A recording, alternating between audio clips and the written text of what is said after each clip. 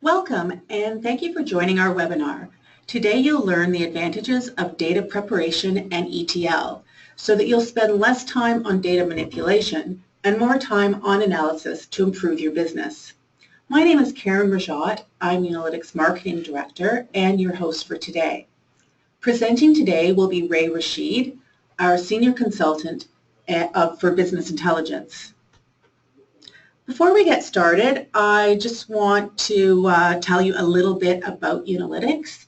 We have been a leading provider of business intelligence and analytics products and services since 2001. We partner with Tableau as a reseller and provide a broad range of consulting services for Tableau. We also partner with data preparation and ETL tools such as Alteryx and Talend. Unalytics has over 900 customers from a diverse range of industries, and we've completed more than 500 engagements.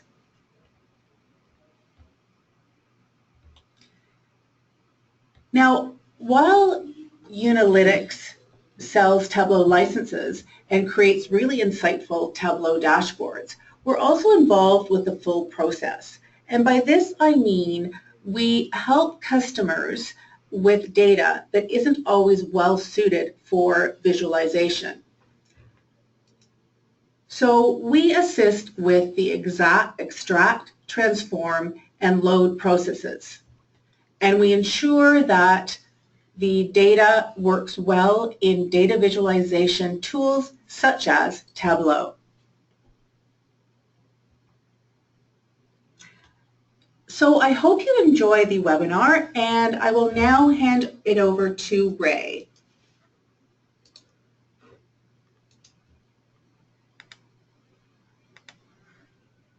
Thanks, Karen. As introduced, my name is Ray Rashid, and I'm a senior consultant here with Unalytics.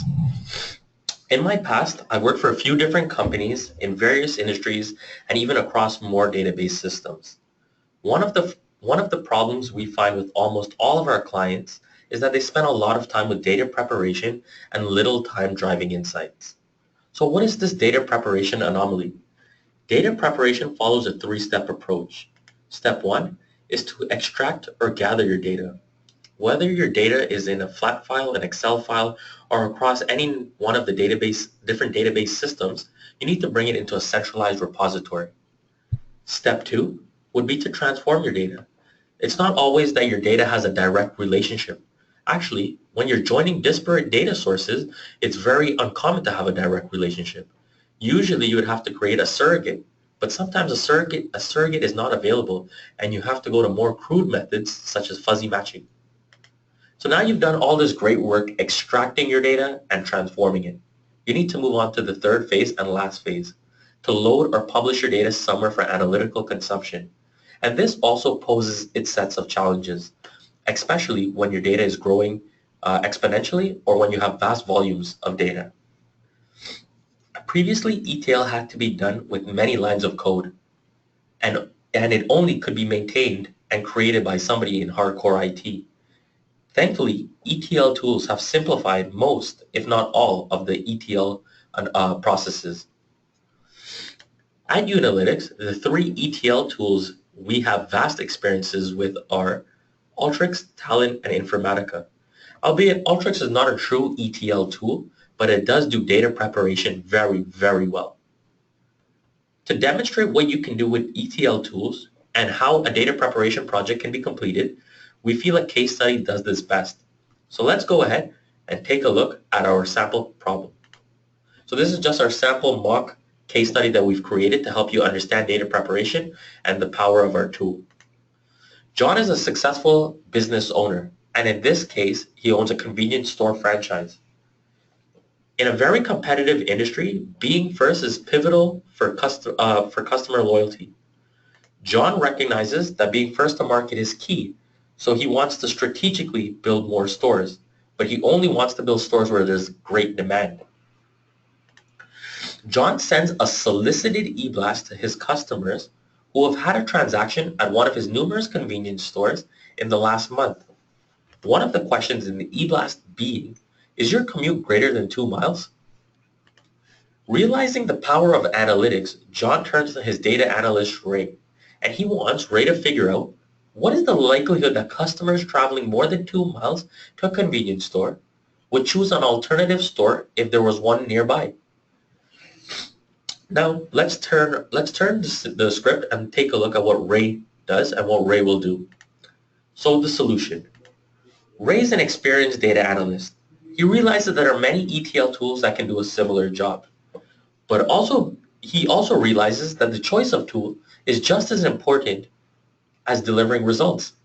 So Ray strategically chooses Alteryx. And he does this for a number of reasons.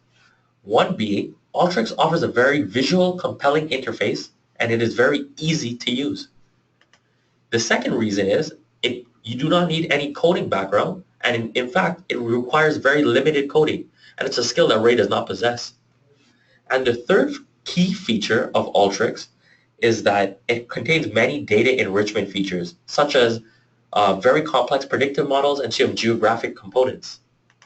Further, if John, Ray's boss, wants to deliver deeper insights, Ray can output a direct file from Alteryx to many data visualization softwares. And one visualization software that Alteryx has a direct connector for, and it pairs very nicely with, is Tableau. So let's go ahead and build our sample workflow. But before we do that, we should just look at our current state of affairs. So our current state is this map that John has. He knows where his stores are, and arbitrarily he's drawn a 2-mile radius around each store, where each store being one of the red rhombuses on the map. But what he doesn't know is where are his customers? Are there customers all within the 2-mile radius, or are there customers outside of that 2 mile? And that's that's one of the problems Ray will have to alleviate. So let's go ahead and turn to Alteryx and see what it can do.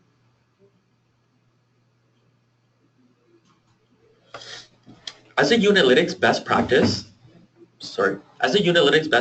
anytime we're doing a data preparation or ETL project, or even a data visualization project, we like to put the central question at the top. And in this case, we're going to drag a comments tool, and we're going to add our central question up here. And our central question today is, what is the likelihood that customers traveling more than 2 miles would go to an alternative store if there was one closer? So to do this, we need some data. And the first data source we're going to input is the customers who performed a transaction within the last month. So I just dragged an input data tool onto the workflow. And now I'm going to connect to my transactional data file. Once connected, we can notice that Alteryx has brought the first 100 rows into view, and we can just quickly scan the data. Excuse me. Notice we have some customer identifiers here, a store identifier, some other customer information, some geographical components, as well as we have 2 key columns on the furthest of the right. We have a visits and spend column. Spend being the amount of dollars that the customer has spent, and the visits being the number of times the customer has built a store. And these are going to be key later on. The next data source that we need is the eBlast file. Remember, this is a solicited eBlast, and it is definitely not a spam file. So let's go ahead and input our eBlast file. Once again, we'll drag an input data tool onto the canvas, and we'll just quickly connect to our eBlast file. And just like we did in our first file, we can quickly scan the data for the first 100 rows, and we can see it's actually very similar to the transactional data file. One thing to notice is that there's a new column here called responders. These are the customers who have responded to the email. Now if we go down and just quickly scan the data, we can also see that there's 2 other new columns at the end, latitude and longitude. With some fancy digital marketing analytics, we were able to track where the customers were located. And now we're going to join the 2 data sources with a join tool. And we're going to tell Alteryx that the customer ID equals the customer ID. We're going to drag a browse tool, and we're just going to browse the join of these 2 data files. So what we're doing is we're creating an inner join, which is a technical term, but you don't need any technical knowledge with Alteryx. But we're doing an inner join, which is just looking at all the commonalities between the transactional data file and the eBlast file. And we can see that in the output below.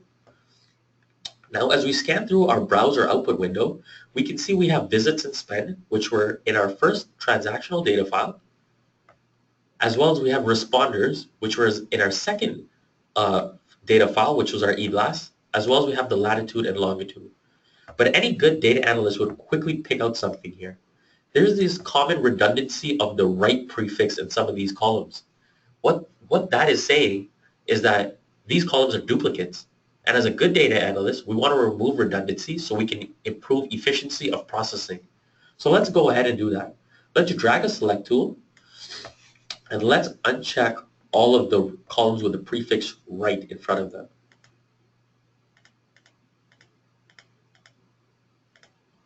And one other column we're going to uncheck is this unknown column. I have no idea what it is. Alteryx has no idea what it is. So it's probably not very useful for our data prep project. There's two other key things we're going to do here. Customer ID and store number have been listed as a string or some type of character or text input, but we know that these are numbers. So we're going to quickly format the data types to become integers. So right now, we've joined the two data sources, and we've cleansed and prepared our data for consumption. The next thing we're going to do is we're going to use the customer's past behavior to see how that will influence their future behavior. Sounds complex, but what we're going to do is do a predictive model. And the specific type of predictive model we're going to use is a logistic regression.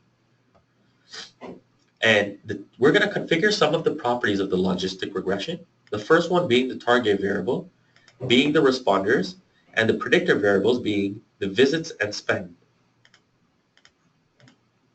But we don't want to predict the outcome or outputs of every customer. We just want to predict the outputs of customers who responded to our eBlast. So let's go ahead and do that.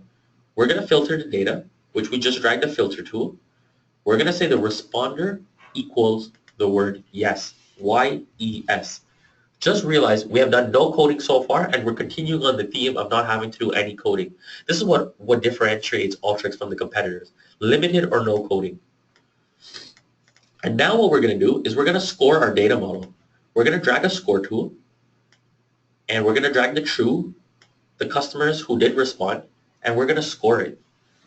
We're also going to drag a browse tool onto the canvas, and we're going to run our workflow.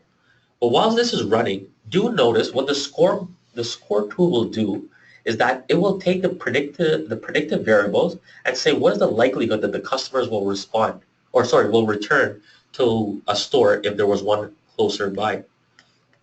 And now let's look at the output of this browse tool. We see the score no and score yes, and these are just the inverse of each other. The score no meaning customers greater than 50% are very unlikely to return to our store if there was a closer one built. But right now, before we go forward, we need to take a look at what we've just done, because we have done some really complex procedures here that Alteryx has made very simple. We've joined two different data sources, one being an XLS, one being a CSV. We've cleansed and prepared our data. We've filtered our data. We've done some predictive modeling. We've scored our data. But we're going to continue building this out because this is not quite complete just yet. We're going to filter our data once again. We don't care about customers who are likely to return. We want to know the customers who are unlikely to return. So we're going to pick the responders, we're going to choose the score no and say customers who scored greater than or equal to 50% on the predictive score of 0.5 are less likely to return. So what this is saying, I may have confused you just now, but we're going to take customers who are greater than 50% likely not to return to our store if there was one closer by. And that's what the true value of this analysis is, looking at customers who are unlikely to return. The next thing we're going to do is we're going to start the second process of data enrichment. We enrich the data once by doing some statistical models, but now we're going to use the geographical data enrichment features. And this being, first one, the create points tool. What the create points tool will do is that it will create a centroid. And what a centroid is that it'll take the latitude and longitude, find its intersection on a map, and store that value in a field.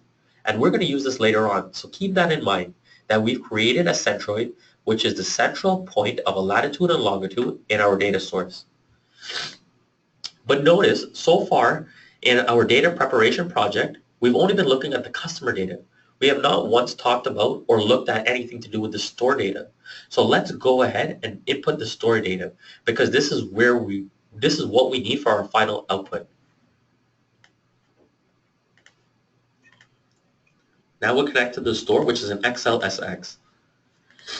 And I just want to point out once again, we've now connected to 3 different data sources, or 3 different data types. We've connected to an old Excel file, a new CSV type file, sorry, not a new CSV, a CSV type file, and a new XLSX, a new Excel file. So let's now go ahead and browse our master store data file. This is your typical store file. It has some store identifiers, and I should have actually pointed this out before. Alteryx was going to view the first 100 rows, but since John only owns 17 stores, only 17 have appeared. So once again, this is just your typical store data file. It's got latitude and longitude, and keep those in mind, and it has also some sales metrics. So keeping on the theme of data enrichment, let's create a centroid for the store file. And just like we did with the customer data files, we dragged the create points tool and automatically picked up the latitude and longitude, and it's creating a centroid based on the intersection of those points. We are now, for the first time, going to join the store file with the customer data file. And we're going to tell Alteryx to join it based on the store number equals the store number.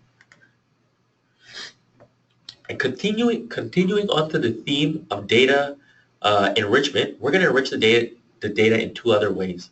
We're going to drag a distance tool onto the workflow. And what the distance tool is going to do, it's going to look at the center point created for the right centroid and the center point created for the left centroid and find a difference between them. So in layman's terms, that's saying that we're going to look at where the stores are and where the customers are and find the difference of the distance between them. But this is not very useful all that yet. Now if we drag the trade area tool, you're going to see why the distance becomes more useful. We're just going to configure the trade area tool to use the right centroid, meaning the centroid of the store, and we're going to look at customers outside of a 2 mile, create a 2 mile radius for that store. And now we're going to put a browse tool on. But before I go further, let me re-explain what the trade area tool is doing. The trade area tool is taking the right centroid, which is once again from the master store data file, and it is drawing a 2 mile radius outside of each one of those stores. So this is going to be very pivotal in our last step. So let's go ahead and click play. Whilst this workflow is running, I'm just going to recap what we've just done. We've connected to 3 different data sources. We've joined them twice. We've cleansed and prepared our data. We've filtered our data twice without any coding, I may add. We've also done a predictive model. We've scored the data, and we've enriched the data with some geographical components in 3 different ways. All that leading up to this final output. And I'm just going to choose the Cloud Main base map. And now, it may be hard to see, but I've pre-saved actually this output, so I'm just going to open the saved version. And here's the saved version zoomed in. So all that we've just done is the green rhombuses in this case, or in this scenario, are the stores. And this is the right centroid, the center point of those stores. The red rhombuses are the centroid, or the center point of each one of those customers who responded. The blue circle around that green rhombus is that 2 mile radius that we configured in the trade area. Now, if we take a cursory look at our data, we can see there's 2 distinct customer segments, or customer clusters, I should say, that probably are in need of a store that we're in great chance of losing.